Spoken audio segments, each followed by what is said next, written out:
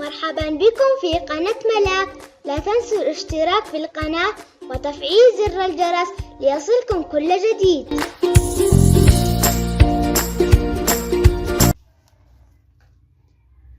السلام عليكم ورحمة الله وبركاته متابعي قناة ملاك. اليوم حضرنا لكم فيديو جديد إن شاء الله ينال إعجابكم وتجربوه وتستفيدوا منه أكثر. قدمنا لكم اليوم الطعم الرائع لزبدة الفول السوداني بالعسل النقي الطبيعي بفوائده الصحية والممتازة بدون أي مواد ضارة. زبدة الفول السوداني تساعد طفلك على النمو الصحيح وتصلح من عمر أو يستفيد منها الأطفال الذين أعمارهم من عمر 2 إلى ما فوق. الأفضل من عمر 2 تكون عمر طفلك.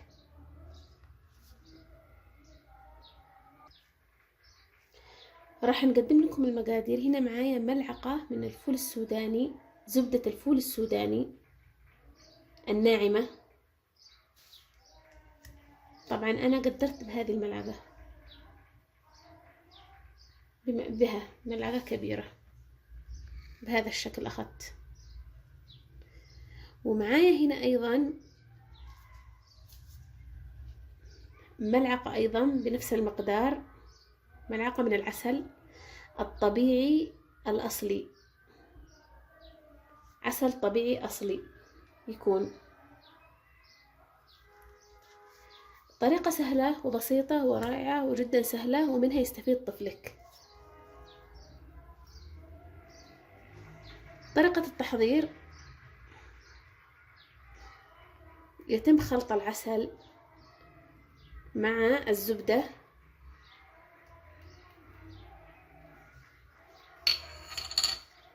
بشكل جيد.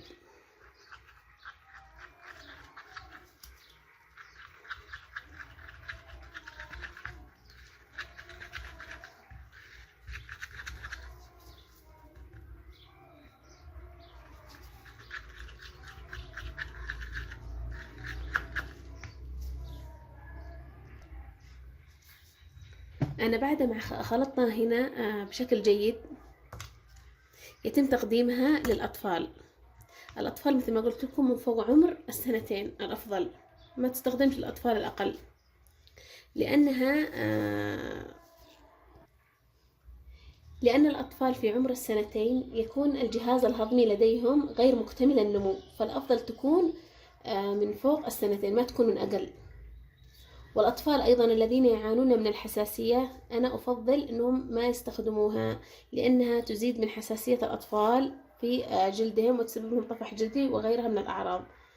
فأنصح أنا الأطفال الذين يعانون من الحساسية وأكرر نصيحتي أن لا يستخدموها.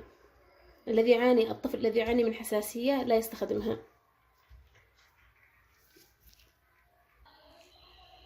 طبعا مثل ما قلت لكم تقدم للأطفال بعد الوجبات، تعتبر بعد الوجبات. مثلا أنا أعطيت طفلي وجبة الإفطار، فتكون بعد الوجبات بوقت يعني كتحلية. طعمها لذيذ ورائع وناعم وتعجب أطفالكم إن شاء الله. والطفل اللي ما يرغب إن يأكل زبدة الفول السوداني أو ما يحب طعمها مثلا، فأنصح بأنه تعطيه كمية قليلة فوق الخلطة هذه اللي سويناها، شوية حاجة بسيطة فانيليا تعطيه نكهة، تعطينا نكهة.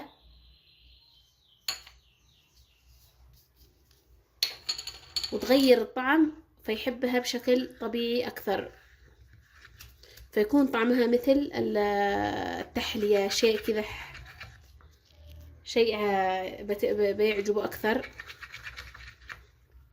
فتقدم له بشوية بحاجة بسيطة فانيليا، ما تكثري، إذا هو ما يحب طعم الفول السوداني أو ما يرغب في طعمه. هنا أنا غيرت من نكهة الفول السوداني فيصبح طعمه لذيذ ورائع وبيعجبه بإذن الله. هذه الخلطة طبعا هي مدعمة للجسم ومدعم غذائي تعتبر. ومثل ما قلت لكم بعد الوجبات، بعد وجبة الإفطار أو بعد وجبة الغداء إذا يحب في تحلية أو شيء، أو بعد الوجبة كذا بفترة تعطيه منها،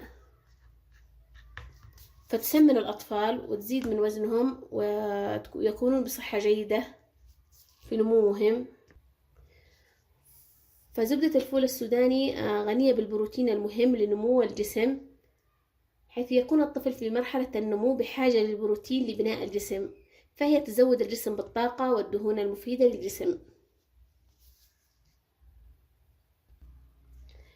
وهذا كل ما قدمنا لكم اليوم من وجبة الأطفال. إن شاء الله راح تعجبكم وتنال إعجابكم، جربوها إن شاء الله راح تستفيدوا منها. والسلام عليكم ورحمة الله وبركاته في فيديو جديد بإذن الله.